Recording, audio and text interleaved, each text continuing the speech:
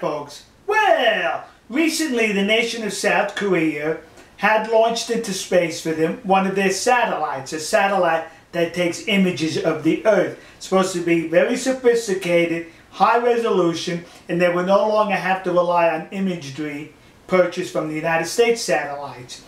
But this satellite, well, not this one particularly, but I'm told that a couple of years ago they used a Russian rocket to launch the satellite, and it failed. That's it, kids. It failed. So for this satellite that they say is made with 100% Korean components, they needed to get it launched. So what did they do?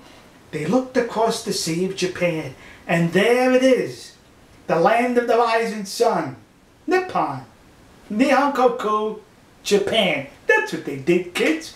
They contracted with a Japanese space group to launch their satellite into space, which reminds me of recently here in the United States, our military was complaining to the commies in China that some of the electronic components you're selling us is defective, faulty, and doesn't work. And the common reply was, hey, you want cheap components? You buy from China. You want components that are going to work? You buy them from Japan. So I guess that's what the Koreans did here. They used a Japanese rocket. But here's the interesting part. The town where the rocket was being launched, the Japanese citizens there all throughout the town waved Japanese flags and South Korean flags and a show of friendship and harmony between the two countries, and happy that South Korea went there to launch their satellite. They were showing friendship. Now let me show you how the South Koreans reciprocated. There's a TV network in Japan and South Korea. It's an English-speaking network to broadcast around the world because I guess English is a universal second language. And they had about a 10-minute show about this launch. And they showed a computer mock-up of the rocket. That's what they did, kids. Now here's my artist rendering of the computer mock-up that they showed. The Korean flag and the Mitsubishi emblem there, icon. Mitsubishi was the one who built that rocket in Japan. Now you have to understand who Mitsubishi is. They're the group that created the Japanese fighter planes from the Second World War known as the Japanese Zero. That's it, kids. Right behind me you see a Mitsubishi Japanese Zero. I bring this up because a lot of Koreans today, they point to the Japanese, why we don't like you for what happened during World War II. You didn't, huh? But you can use a descendant of the Japanese Zero to launch your satellite, right? No problem. And yeah, I'll get into this further. The mock-up of the rocket they showed on that Korean show looked like this. The actual rocket, here's my mock-up of it, looked like this. It had the Japanese flag on there and the words Nippon. They omitted that. Was that their spirit of friendship? Was that their way of showing we want to get along with Japan?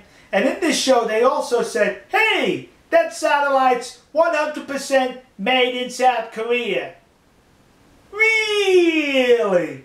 According to the Voice of America, some components on that satellite, imaging components, were made in Europe. So is Europe part of South Korea? Now the reason why I'm bringing up the fact about the Japanese Zero, Mitsubishi and all that in World War II is because last year a survey was taken in South Korea among students, and they rated who the enemies of South Korea they felt were. And the number one enemy, Japan. Never mind the fact the Japanese military was not engaged in hostilities in the last 67 years. Doesn't matter. You're still the enemy. Number two, North Korea. Number two should be 1, 2, and 3 because a state of war exists today between North Korea and South Korea. North Korea continues to lob fire artillery shells into South Korea. North Korea rams into South Korean military boats. Basically what's taking place, folks, hostilities, active hostilities, are still taking place between North and South Korea, whereas with Japan, it hasn't happened in the last 67 years, but yet some idiots in South Korea see Japan as the number one enemy. North Korea number 2. You know who's number 3? Why, that's us. These are the United States of America. I don't like that. I want to be number one. But what's disturbing about this is they rate the United States as their number 3 enemy. The United States, who currently has 28,000 military troops in South Korea who are willing to give their lives to protect your freedom. Because let me tell you something. When the North Koreans roll south, that doesn't affect my freedom. It affects your freedom. Yet I got troops who constitutionally are supposed to protect my freedom, are there to protect your freedom, and you see them as your number 3 enemy. What, are you stupid? But here it gets worse. The South Korean government signed a military pact with the commies in China. They do not want to sign a military pact with Japan because they're saying it would upset the populace, so perhaps somewhere down the road. You see the nonsense that's going on here? We're talking about crazy people here. The Korean Peninsula is divided in half, not because of Japan, because of the commies in China. The Korean War, which is something like 4 to 5 years after the end of World War II, something like 260,000 North Korean troops, communist troops, were engaged in hostilities. The communists in China sent 1,300,000 troops into that war. Korea, the peninsula, is divided today because of the commies in China. The North Koreans are engaged in hostilities today against the South Koreans because of the commies in China. Yet, you sign a military pact with those engaged in hostilities against your country, but you refuse to do so with those who have not bothered you in 67 years. What we have here, folks, is a nation of idiots, those who support the fact that to sign the pact with China, not Japan, those who see Japan as the number 1 enemy and the United States as the number 3 enemy. You're stupid. I said bring the 28,000 American troops home. If you don't like us, if you see it as our enemy, then we should not shed one drop of blood to defend your freedom. That's my thoughts, kids. We'll see you. God bless you. God bless America. And God bless the nation you happen to be in. See ya.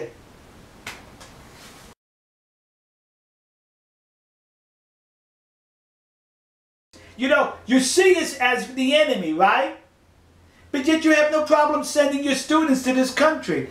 That's why a few years ago when you held those massive anti-American beef demonstrations in Korea and you said, why, we don't want your mad cow disease. I said it had nothing to do with mad cow disease.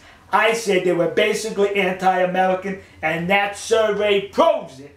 Yeah! You don't like these here United States of America. But let me tell you something, folks. This is my country. And all 310 million of us love this country. Also, the 28,000 we have on your peninsula love this country. Would you send them home, please? And stop hating on that country on the other side of the sea, Japan. Make nice, will you?